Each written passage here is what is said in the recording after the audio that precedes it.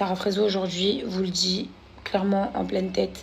J'ai toujours fait la femme forte, mais au fond de moi, toutes ces critiques sur les réseaux sociaux, toutes les personnes qui ont pu croiser ma vie et vouloir me blesser et me rabaisser et me faire sentir comme la plus pauvre des merdes et la meuf la plus moche sur Terre, et ben, ont réussi à m'atteindre.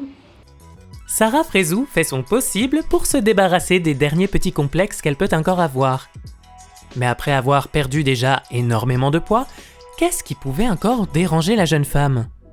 Elle s'est expliquée auprès de sa communauté sur sa dernière chirurgie esthétique. Et donc, j'ai décidé de retendre ma peau parce que j'avais atteint un peu le stade que je voulais. Par derrière, je vais continuer à faire du sport.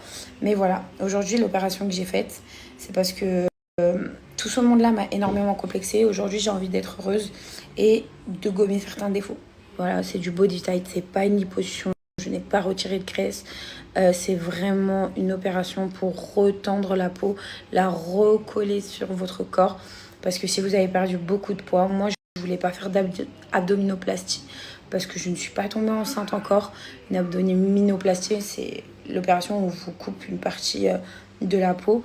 Et vu que moi j'ai pas eu d'enfant, je ne voulais pas faire cette opération-là. Je suis passée par le body tight et le vaseur qui vous permet aujourd'hui de recoller votre peau sans pour autant la couper.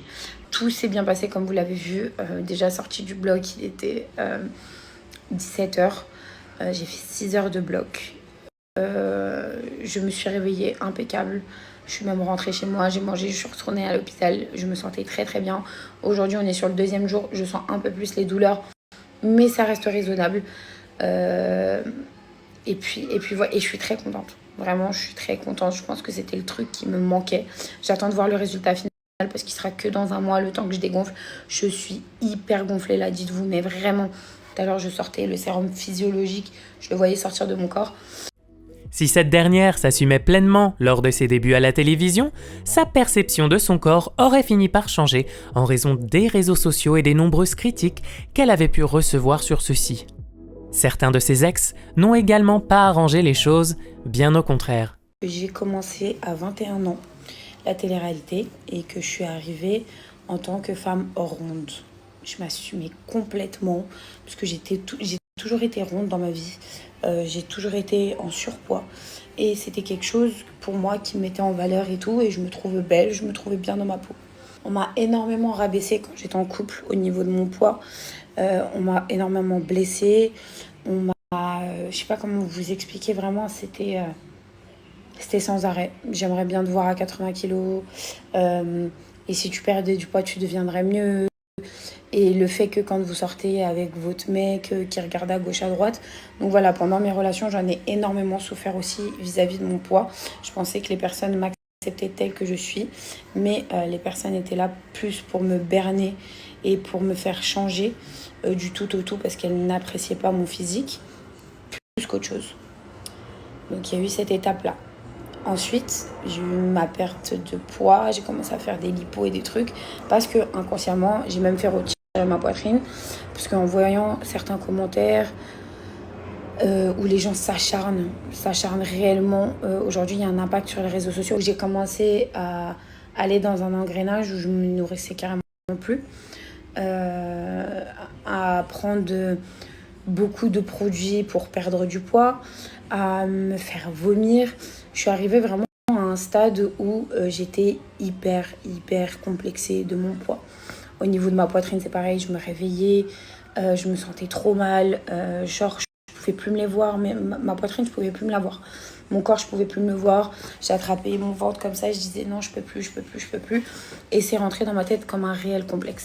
Désormais trop mince pour avoir droit à une sleeve gastrique comme elle le souhaitait, Sarah Frézou a donc fait retendre la peau de son ventre et a décidé de prendre de l'avance sur les futures critiques qu'elle s'imagine déjà recevoir, mais aussi sur celles qu'elle a déjà reçues.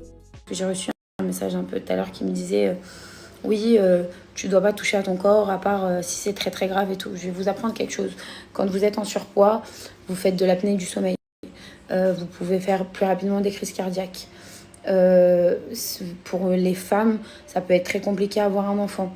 Donc, on va pas se mentir que oui, c'est bien de s'assumer, mais être ronde vous apporte aussi énormément de problèmes de santé. Donc, tout ça, j'ai réussi à le combattre. Aujourd'hui, j'ai perdu mon poids. Mais malgré tout ça, c'est vrai que ces critiques sont rentrées dans mon cerveau. Aujourd'hui, je trouve que la chirurgie esthétique est beaucoup trop pointée du doigt en disant que nous, on donne le mauvais exemple aux jeunes. Non, moi, ce que je dis aux jeunes, c'est pas forcément de faire de la chirurgie esthétique, c'est juste sentez-vous bien dans votre corps. Quand vous n'êtes pas bien dans votre corps, c'est vraiment une chose qui peut nuire dans votre vie quotidienne. Vraiment. Donc, même dans votre vie de couple, dans tout, quand vous ne vous sentez pas à la hauteur, dans tout. Voilà les filles, moi je vous partage mon parcours à moi. J'engraine personne à faire de la chirurgie esthétique. On vous laisse donner votre avis en commentaire. Quant à nous, on continue de rester à l'affût sur les réseaux sociaux et on vous dit à la prochaine pour une nouvelle vidéo sur ce qu'on aura pu dénicher sur la toile.